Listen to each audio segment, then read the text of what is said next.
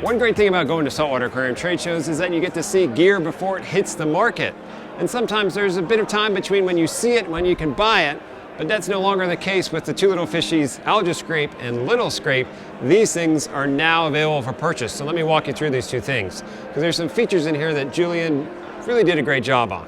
So we have a larger version AlgaeScrape. This is 18 inches long, and this is made of metal, so it's not going to bend and break. You can get one for glass and you can get it for acrylic. Now you don't have to buy a whole different AlgaeScrape. There's actually a blade here that swaps out for acrylic or for glass. Now, unlike other scrapers where you gotta pop off the blade and end up cutting yourself, with the AlgaeScrape, all you have to do is loosen these two little set screws. You don't even have to take them all the way out. The blade slides away. If you're going to glass, put on your glass blade, put in your acrylic blade, slide it into place, tighten it down, and you're back in business. Now, speaking of glass, Julian took that glass blade a step further, and there's actually two different types. One is for everyday type of algae, diatoms, that fuzz that gets on your glass that's pretty easy to wipe off. Then you get that hard coralline algae that's stubborn. There's a different glass blade for it. So if you're doing glass soft or glass hard and you need to go to acrylic, it's an easy swap with the AlgaeScrape. Now, some of you are looking at this going, why isn't there a 2-foot long version or a 3-foot, a super long one? Well, here's why.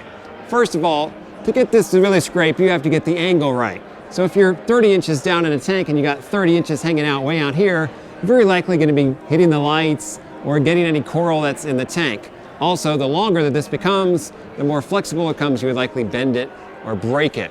So I'm fine with this size. I have a 30-inch tall tank. I'd be happy using this because I can get the angle right without hitting anything in the tank, and I don't have to worry about bending it either.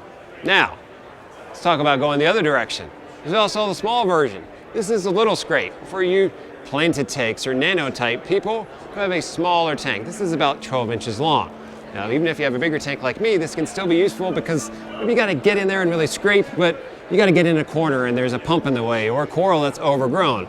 This is great for small little spaces. So we have the LittleScrape for smaller tanks or hard to reach areas, and then we had the AlgaeScrape for larger type setups. And remember, we've got two different blade types, glass and acrylic, and then glass has two different blades itself for that softer everyday algae or that stubborn coralline algae, which are super easy to switch right up here with these little screws. So there's the scraper part. There's another piece just over here that I want to show you that's really cool for managing nutrients.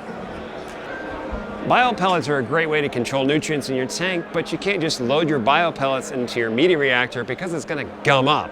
You need special bio pellet adapters, which is exactly what Julian and Two Little Fishies has for the phosphine reactor. This is a bio pellet plate, which helps churn your bio pellets so that you can get that bacteria sloughing action that you need. At the same time, it's not going to gum up those pads on your phosphine reactors. The two sizes of this, one for the phosphine reactor 150 and a bigger size for the phosphine reactor 550. Simply put the plate in the bottom, attach the tube, put in your bio pellets, and you're ready to go. Super simple and super effective nutrient control for your tank.